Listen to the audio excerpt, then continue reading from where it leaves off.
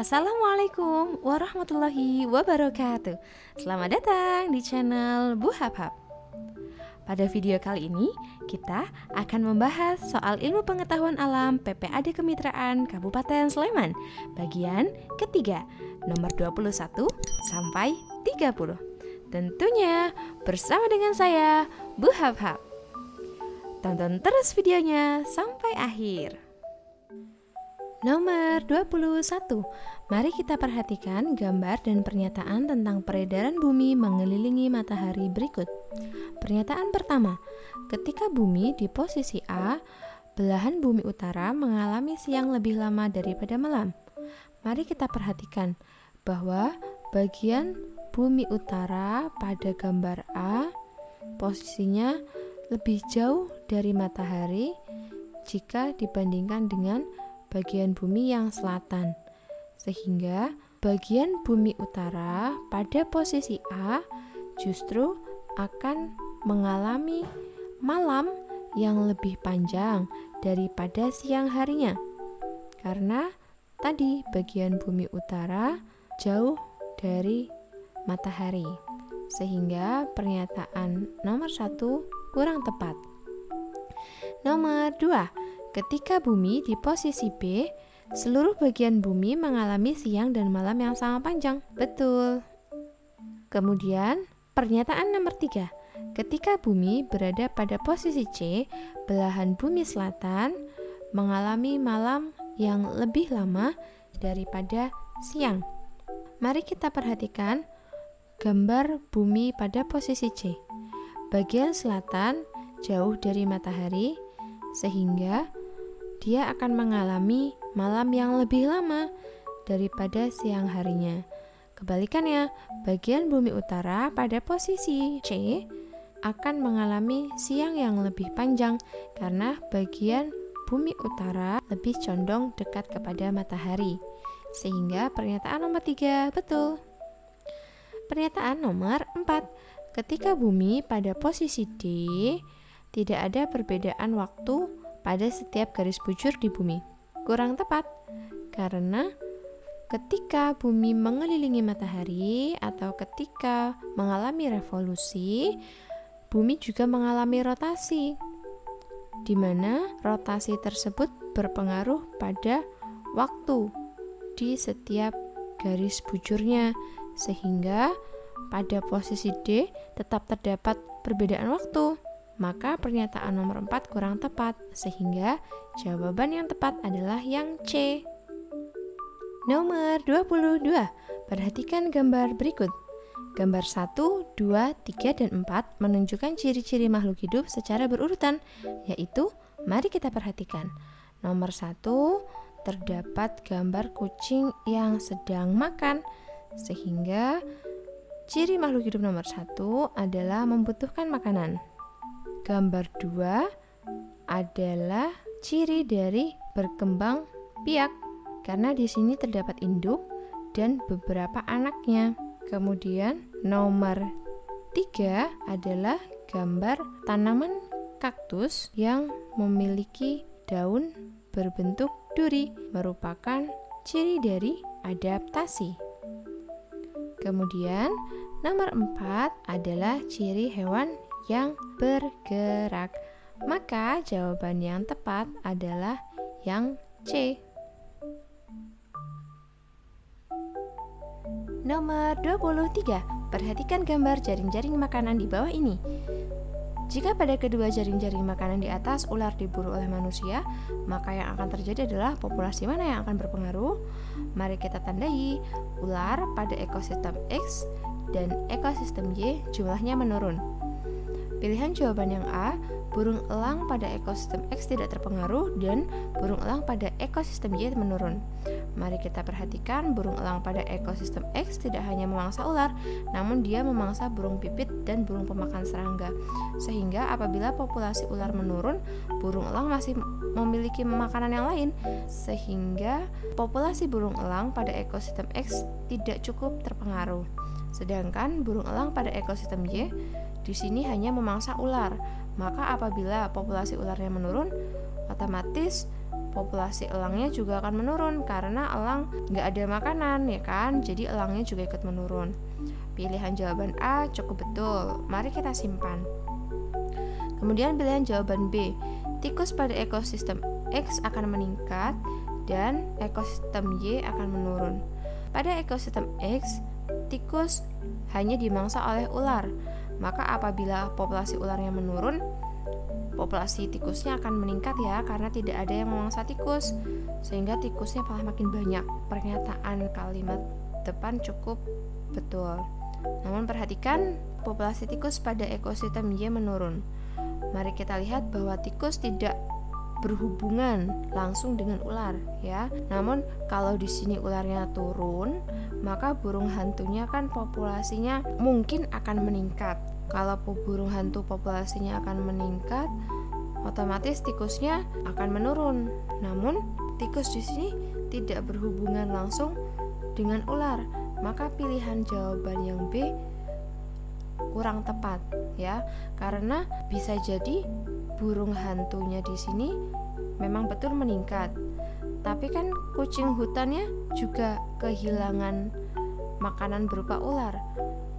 Kucing hutan masih bisa memangsa burung hantu yang jumlahnya mungkin lebih banyak dari biasanya karena ularnya populasinya menurun, sehingga tikusnya juga tidak terpengaruh atau jumlahnya seperti biasanya saja. Sehingga tips pada soal tentang jaring-jaring makanan, perhatikanlah hewan yang berhubungan langsung dengan hewan yang populasinya disebutkan dalam soal. Di sini tikus tidak berhubungan langsung dengan ular, maka pilihan jawaban yang B kurang tepat. Sedangkan pilihan jawaban C, tikus pada ekosistem X dan ekosistem Y tidak terpengaruh. Tikus pada ekosistem Y tidak terpengaruh secara langsung, namun tikus pada ekosistem X justru akan berpengaruh, maka pilihan jawaban yang C kurang tepat. Sedangkan pilihan jawaban D, burung elang pada ekosistem X dan ekosistem Y akan menurun. Pada ekosistem X, burung elangnya tidak cukup terpengaruh karena dia masih memiliki makanan yang lain. Sedangkan pada ekosistem Y, jumlahnya akan menurun, sehingga pilihan jawaban yang D kurang tepat. Maka mari kita pilih jawaban yang A. Nomor 24. Bacalah berita berikut tentang efek rumah kaca. Kalian dapat klik tombol pause pada video kali ini untuk dapat membaca berita tentang efek rumah kaca. Sudah? Oke, mari kita perhatikan beberapa pernyataan terkait berita tersebut dan manakah pernyataan yang paling tepat. Kita baca dari pernyataan 1 dan 2. Bahwa pernyataan yang 1, berkurangnya jumlah tumbuhan di bumi akan menyebabkan sinar inframerah tertahan di permukaan bumi sehingga tidak dapat menyerap gas rumah kaca dan mengakibatkan gas rumah kaca menumpuk di atmosfer. Sedangkan pernyataan nomor 2 adalah berkurangnya jumlah lautan di bumi akan menyebabkan sinar inframerah tertahan di permukaan bumi sehingga tidak dapat menyerap gas rumah kaca dan mengakibatkan gas rumah kaca menumpuk di atmosfer. Dari dua pernyataan ini, lebih tepat pernyataan yang nomor 1 karena salah satu gas rumah kaca yaitu karbon dioksida, di mana karbon dioksida merupakan kontributor yang cukup besar terhadap pemanasan global, dan CO2 merupakan gas yang digunakan untuk proses fotosintesis pada tumbuhan. Sehingga yang berpengaruh di sini adalah jumlah tumbuhannya, bukan jumlah lautan. Karena apabila jumlah tumbuhannya berkurang, maka siapa yang akan menyerap karbon dioksida? Ya, sehingga yang berpengaruh adalah jumlah tumbuhannya. Maka pernyataan nomor 1 lebih tepat daripada pernyataan nomor 2. Sedangkan pernyataan nomor 3, bahwa dampak kenaikan suhu bumi akibat efek rumah kaca diantaranya adalah meningkatnya permukaan air laut, pola cuaca tidak menentu, dan curah hujan lebih tinggi dari biasanya. Pernyataan nomor 4, dampaknya yang pertama, pasang surut air laut secara berkala, pola cuaca tidak menentu, dan curah hujan lebih tinggi dari biasanya. Dari pernyataan 3 dan pernyataan nomor 4, lebih tepat pernyataan yang nomor 3 karena sesuai dengan kalimat yang terdapat pada berita. Dampak efek rumah kaca diantaranya yang pertama mencairnya es di kutub. Inilah yang menyebabkan permukaan air laut dapat meningkat, sehingga pernyataan nomor 3 lebih tepat daripada pernyataan yang nomor 4. Maka jawabannya yang B, 1 dan 3. Nomor 25. Semakin meningkatnya kebutuhan akan energi bagi kelangsungan hidup manusia telah berdampak pada terancamnya kelestarian lingkungan hidup. Limbah cair minyak mentah yang tumpah menjadi masalah lingkungan tersendiri. Pemisahan logam murni dari bijinya juga dapat menimbulkan pencemaran. Berikut adalah usaha yang harus dilakukan agar kita tetap dapat memperoleh energi namun tetap ramah terhadap lingkungan. Pilihan jawaban A, mengembangkan bakteri pada daerah yang kering agar diperoleh buah yang ramah lingkungan. Pernyataan yang A kurang berhubungan dengan soal ya, sehingga pernyataan A kurang tepat. Pernyataan B, membangun instalasi pengolahan limbah industri dengan memanfaatkan air laut sebagai medianya. Sepertinya tidak cukup efektif untuk kita dapat memperoleh energi yang ramah lingkungan karena harus memanfaatkan air laut sebagai medianya yang kita tidak tahu dampaknya apakah itu baik untuk ekosistem dalam lautnya atau tidak. Pilihan jawaban C, memanfaatkan sumber energi alternatif seperti biofuel dari pohon jarak yang ramah terhadap lahan. Pilihan jawaban C cukup tepat ya, karena dengan seperti itu kita bisa memperoleh energi namun tetap ramah lingkungan, yaitu dengan memanfaatkan biofuel dari pohon jarak. Sedangkan pilihan jawaban D memberikan penyuluhan bagi para pengusaha untuk membangun industri ramah lingkungan, kurang tepat dan kurang efektif. Maka jawaban nomor 25 adalah C. Nomor 26. Perhatikan karakteristik tumbuhan dan kunci determinasi berikut. Kita diminta menentukan kunci determinasi yang sesuai dengan karakteristik tumbuhan di atas. Bahwa mari kita perhatikan karakteristik tumbuhan ini. Yang pertama, bijinya berkeping satu.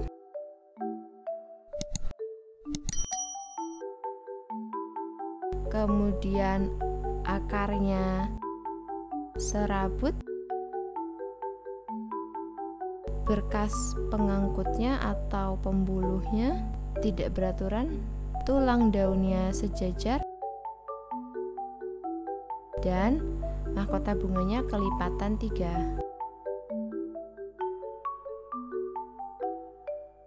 Di mana semua ciri-ciri ini merupakan ciri-ciri tumbuhan monokotil. Berarti kunci determinasi yang akhir kita harus sampai di sini. Monokotil atau 4A. Ya. Berarti di antara pilihan jawaban ini yang berakhir di 4A adalah A dan D. Sehingga yang BC jelas tidak tepat. Dan mari kita perhatikan dari 1A, tumbuhan berpembuluh. Ya, karena pada ciri ketiga di sini terdapat berkas pembuluh, maka ini merupakan tumbuhan berpembuluh. Sehingga kita memilih 1A dan berlanjut di nomor 2. 2A tumbuhan berbiji, 2B tumbuhan berspora. Apabila kita memilih 2B, maka pilihan kita akan berhenti di Pteridophyta, padahal kita harus berhenti di 4A. Maka pilihan yang harus kita pilih selanjutnya adalah setelah 1A kita pilih 2A. Yang mana ketika kita memilih 2A, kita diminta lanjut ke nomor 3. 3A berbiji terbuka atau berbiji tertutup. Kita pilih yang berbiji tertutup atau 3B. Karena kalau kita memilih 3A yang berbiji terbuka, maka jawaban kita akan terhenti di gimnosperme. Padahal kita harus terhenti di monokotil. Sehingga ketika kita memilih pilihan 3B, kita diminta lanjut ke nomor 4. Dan di antara 4A dan 4B, selanjutnya yang akan kita pilih adalah 4A, yaitu monokotil. Maka pilihan jawaban yang tepat adalah A. Nomor 27. Perhatikan gambar berikut. Nama dan fungsi organel sel yang ditunjuk dengan huruf M dan N secara berurutan adalah mana yang paling tepat? Huruf M pada gambar tersebut menunjukkan organel sel berupa nukleus atau inti sel, di mana fungsinya adalah sebagai pusat pengatur kegiatan sel. Sedangkan N merupakan organel sel berupa kloroplas yang merupakan tempat untuk fotosintesis. Berikut adalah gambar dan petunjuk organel sel secara lengkap. Sehingga pilihan jawaban yang tepat adalah pilihan jawaban D. Nomor 28. Perhatikan informasi berikut tentang bintil akar kedelai. Dan kita diminta menentukan interaksi yang terjadi sesuai dengan informasi dan gambar tersebut. Kedelai merupakan salah satu tanaman jenis polong-polongan yang banyak dibudidayakan. Petani biasanya menanam kedelai setelah 2 kali menanam padi. Para petani sengaja melakukan pergiliran tanaman padi dan kedelai agar unsur hara sawah tetap terjaga. Kedelai memiliki bintil akar yang diyakini oleh petani dapat membantu menjaga unsur hara tanah. Pada bintil akar tanaman kedelai terdapat bakteri Rhizobium leguminosarum yang mampu mengikat nitrogen dari udara. Gambaran proses yang terjadi pada bintil akar tanaman kedelai dapat diamati seperti pada gambar berikut. Nah, interaksi yang sesuai dengan informasi dan gambar tersebut adalah, mari kita perhatikan bahwa tanaman kedelai memiliki bintil akar yang merupakan tempat bakteri Rhizobium leguminosarum, di mana bakteri tersebut mampu mengikat nitrogen dari udara, dan nitrogen tersebut sangat dibutuhkan untuk tumbuhan. Maka interaksi yang tepat adalah pilihan jawaban yang B, karena kedelai mendapat nitrogen yang diikat dari bakteri Rhizobium leguminosarum, dan bakterinya akan dapat tempat untuk hidup, yaitu di bintil akar kedelai. Maka karena saling menguntungkan, simbiosisnya disebut simbiosis mutualisme. Kalau pilihan jawaban yang A, mutualisme nih, betul, tapi alasannya yang salah. Karena kalau mutualisme kan sama-sama untung nih, tapi kok di pilihan jawaban yang A kedelainya rugi, kan ini bukan pengertian dari simbiosis mutualisme ya, maka pilihan jawaban A kurang tepat. Sedangkan pilihan jawaban yang C dan D bukan merupakan simbiosis komensalisme. Nomor 29. Perhatikan uraian tentang sendi yang mengalami artritis gout berikut. Artritis gout terjadi ketika kristal urat menumpuk di sendi. Kondisi ini menyebabkan peradangan dan rasa sakit yang hebat dari serangan asam urat. Kristal urat dapat terbentuk ketika seseorang memiliki kadar asam urat yang tinggi dalam darah. Tubuh menghasilkan asam urat ketika memecah purin, yakni zat yang ditemukan secara alami di dalam tubuh. Purin juga ditemukan pada makanan tertentu seperti steak, daging organ, dan makanan laut. Makanan lain juga mempromosikan kadar asam urat yang lebih tinggi, seperti minuman beralkohol, terutama bir, dan minuman yang dimaniskan dengan gula buah atau fruktosa. Biasanya, asam urat larut dalam darah dan melewati ginjal ke dalam urin. Namun, kadang-kadang tubuh memproduksi terlalu banyak asam urat atau ginjal mengeluarkan terlalu sedikit asam urat. Ketika ini terjadi, asam urat dapat menumpuk dan membentuk kristal urat yang tajam, seperti urat di jaringan sendir atau sekitarnya yang menyebabkan rasa sakit, peradangan, dan pembengkakan. Usaha untuk mengurangi penumpukan asam urat penyebab artritis gout, maka perlu A. Meminum alkohol untuk melarutkan asam urat. Kurang tepat ya, justru alkohol merupakan penyebab kadar asam uratnya bisa lebih tinggi juga, sehingga pilihan jawaban A kurang tepat. Pilihan jawaban B, menurunkan berat badan agar tekanan terhadap sendi menurun. ini tidak dapat menyelesaikan masalah secara langsung ya, sehingga pilihan jawaban B kurang tepat. Pilihan jawaban C, konsumsi daging untuk menetralkan asam urat yang menumpuk. Justru daging juga merupakan penyebab dapat dihasilkan asam urat yang tinggi juga dalam tubuh. Maka pilihan jawaban C kurang tepat. Pilihan jawaban yang D, minum air putih yang cukup agar pengeluaran asam urat melalui ginjal lancar.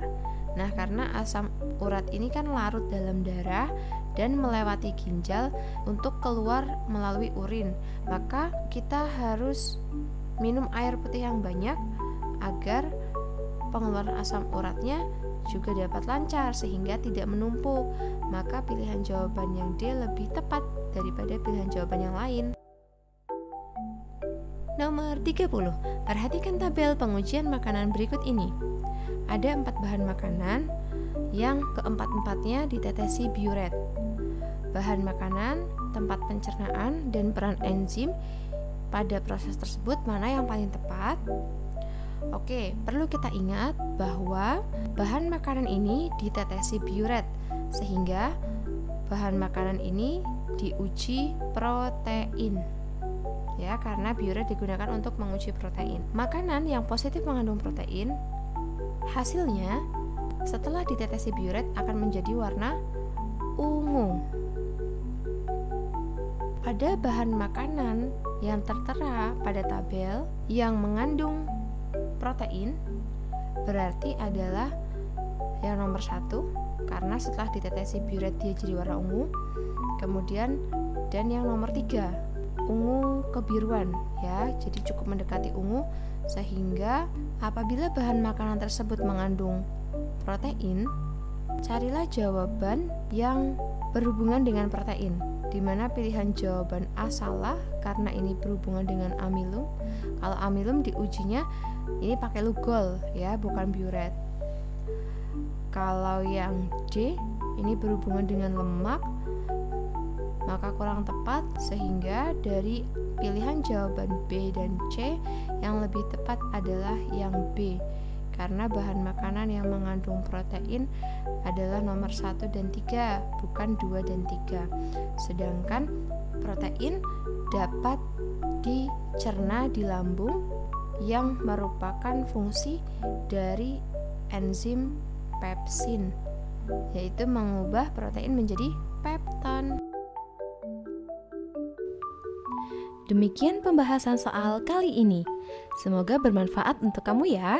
Jangan lupa share, like, dan komen. Terima kasih.